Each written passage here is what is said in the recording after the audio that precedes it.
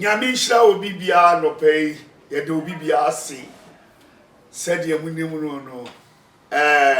oh boys ki boys watrasi Dada Santos papa matrasi ne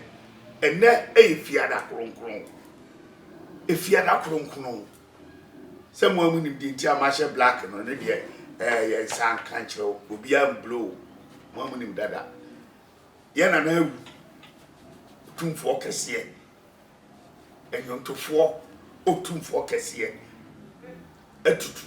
nti amasisi no obohu me black no a na ye ntra na na de ye nkon sa asem biasi asem kese asi ewo Ghana ha niema timi dane adane adenti na meka sa mumie tie panyin semu aye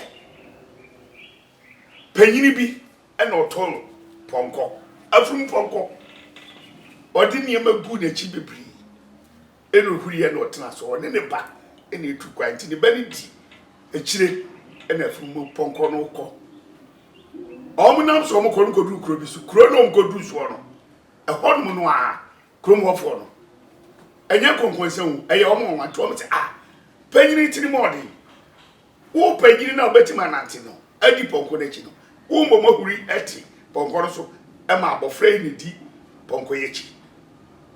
papa ni ti asem no eso wankasa omu twam okrom omu kodu kuro foforo so omu ye dru nkwanti no ehonum no ana papa di si fom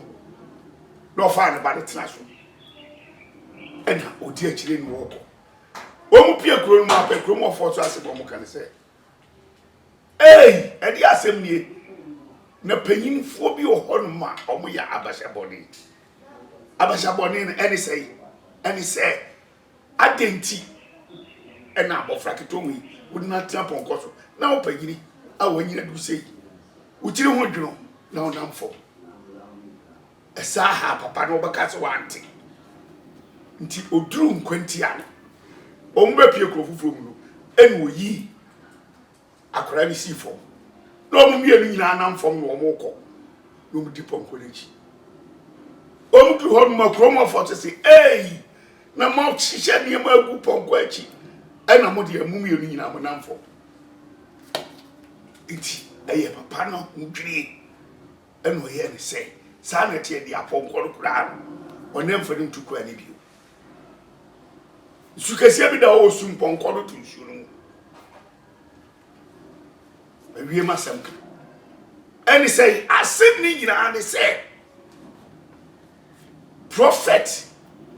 Osubempa reverend Osubempa prophet papa obi anim say amanyo sam de odi mu akotre MPP enanu kwasi ara yenkote a ogina sori dem said ye we the prophecy no apepepe yehunia otse wanya prophecy bi yichire bi say ye da yesu bi asem nwanwa bi na all demonstrate a kire ewiase no odi na sofo ni nigirigina ho eno odi oy ya edane ade no a oka ho asem no eti osuo hu se aboa wosoro kakra ne ho fefefe o memene niema nyina na osoro no safo bi ekura osoro no na onyankopon ama bibia bemene no ama safo anu mom se ni agye afiri osoro ne nsem asem chechemu no ukohwe Osubempa prophet so ukohwe ni na asem no kan ye no a ubeti asia asem a meken na asem ye ni ayadwi ye ni ayinim ye woni die no ye hwe ko achi ye hu se papa yi se de wo ye die na chese wo twe ne ho afiri osono ne njai osono no one hwan osono amanyo kuo kese aye nanado ne di animu edi guy no obeka se odi abeben ama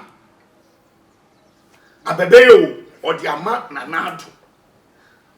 odi akonwa no ama nanado fe nanado abetra akonwa no so say the osi oso no wachi safo da firi nsem edu ya asafo ya waji wadi koma hwan enu ne pesi eguru ba bia waji safo an de ko ni say no abebe no waji o ekura no abedi prophet osu bempa ho odi koma hwan asem no nwanwa asem yesi asem wo esi no aye hu ye twere ho aye ntiase ye ni a na betumi aka asem wo asie no asem to obi a ena ohunu se wotimi gira ana wotimi enyina asem na ato nipa no otimi gira ana se otimi nyina akoma simso asem ye monwa sesia safwana waje no nipa ba ko pe no betimi dia ma no ekuo ba ko pe no betimi dia ma wo esansa Ghana ha no ekuo ni amienu eni edi o man ni nsese eso de koma NDC o si mama waye den wo so fundaka ntini nsani fai ase nipa gina ho sese ade bi ye bonkum ena na safwana wo mu yeyi afri bonkum no mu ye de komani fa nsani fa no so esufundaka enai ensani fa no so moja ayede ewo ho enti sesi a wodi saforo waje afri bonkum na wodi komani fa no ni fa na wodi ma no jese wo mo a omo so enim sunsun mu ati say prophet Badukobi na jegezi womuna ebe hohoro nsare ho efise omasue fundaka na sisi ho enu womode nsa no enu moja kurunkunu no mu nti sese amoja fin no afiri ho nti sese wote safwa no ekoma ensa kurunkunu no ensa kurunkunu no wode koma no sani wo kanu no sa pepepe na kire na chese sesi a no wama Ghana fo nyina ntiase sese dia wodi safwa no koma John Dramani mama if you say wodi bi bienu na kwa akansie no mkoye no ka tell say won die moja woni sa ho osufundaka ena sese waje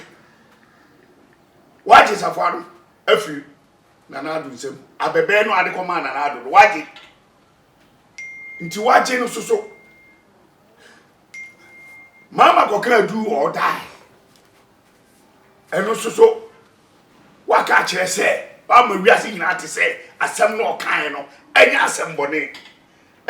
bone dia ne tete no what mu se de mama ho ate nti wo ko na waye dey odi safwaro akoma mama former president odi safwaro command so on saimra no obedi akonwa ni biu sesei odi prophet 1 enya problem ewo MPP we si we na mkae we si na mkae we si na mkae no so wejai sesei wunti wejai MPP opambu adakwa Ebenezer so wejai MPP and annual president mama bakrum ade ti yan say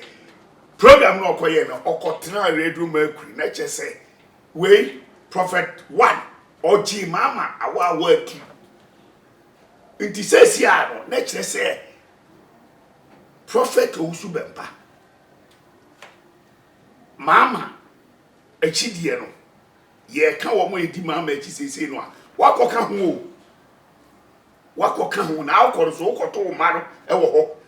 ana akoto nua baako a wo so ye Ebenezer da akoyi adom opambo ukoto no ho enti yesrew ukọ a seniority die emfa se wanyini nye nyini nko an ye farisi ukọ school na se wanyini na akoto obi a wanyini chewa usenior ne wo mo enti sesi ya no usenior ne na jegezi usenior ne prophet Badukobi usenior ne prophet one omadi wanim kai ti una wokodi akiri fabuo ma omo pepepe enkoka omo mu fom nkoye nhwehwe animu bia wo ho ade a mempe ani hwehwe animu sesia no waade no wabeka no entwe nsai fi se eye Facebook na akoto no social media no bibinya toso a atoso kwa intermedia dia meka ne se sesia no prophet Owusu Bempa onya asemu a MPP fo amwa no otunu hofo de nkrofo ka kire ni nyina no wode atunu hofo nti wabeka ne prekope bam ase okọ mama ho se munimo a sesi de all prophet Owusu Bempa mama achi no di sesi nti mama achi di for so muso mumem ntumfo kwabradofo